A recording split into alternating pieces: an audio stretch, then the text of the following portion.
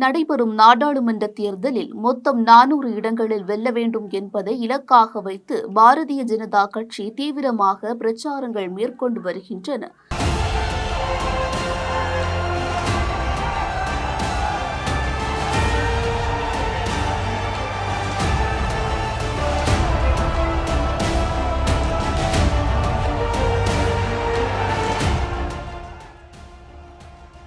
அந்த வகையில் பாரதிய ஜனதா கட்சி 400 இடங்களை கைப்பற்ற வேண்டும் என்றால் தென் மாநிலங்களில் கடந்த தேர்தலை விடவும் அதிகப்படியான வாக்குகளை பெற்றால் மட்டுமே 400 இடங்களை கைப்பற்ற முடியும் என்ற நிலை இருக்கிறது.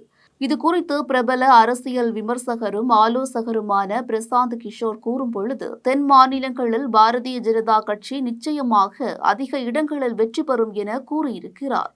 இதற்கிடையே தென்னிந்தியாவில் உள்ள பல மாநிலங்களில் பாரதிய ஜனதா கட்சியின் நிலைமை எவ்வாறு இருக்கிறது என கருத்து கணிப்புகள் நடைபெற்று வருகின்றன. தென்னிந்தியாவை பொறுத்தவரையில் மொத்தம் 192 தொகுதிகள் உள்ளன.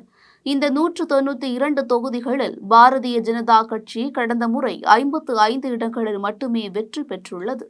இதில் கர்நாடகாவில் அதிகபட்சமாக 25 இடங்களில் பாரதிய ஜனதா கட்சி வெற்றி பெற்றது குறிப்பிடத்தக்கது.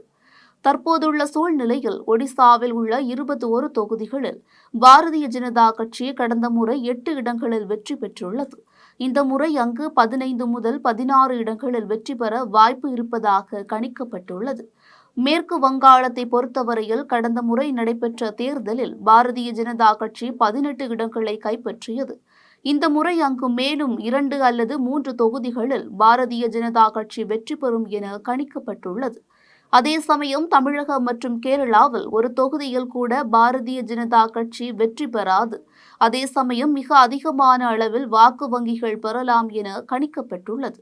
அதாவது பாரதிய ஜனதா கட்சிக்கு கிடைக்கும் வாக்கு சதவீதம் மிக கணிசமாக இருக்கும்.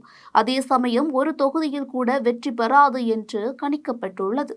அடுத்த கட்டமாக தெலுங்கானாவில் பாரதிய ஜனதா கட்சி கடந்த முறை 4 இடங்களில் வெற்றி பெற்றுள்ளது. இந்த முறை பாரதிய ஜனதா கட்சி கூடுதலாக இடங்களை கைப்பற்றும் என்றாலும் ஒரு சில தொகுதிகளில் மட்டுமே வெற்றி வாய்ப்பு இருப்பதாக சொல்லப்படுகிறது. ஆக மொத்தத்தில் தென்னிந்தியாவில் பாரதிய ஜனதா கட்சிக்கு இந்த முறை கூடுதலாக இடங்கள் கிடைத்தாலும் அது மிகப்பெரிய அளவில் இருக்காது என்றே கருத்து கணிப்பில் தெரிய வந்துள்ளது.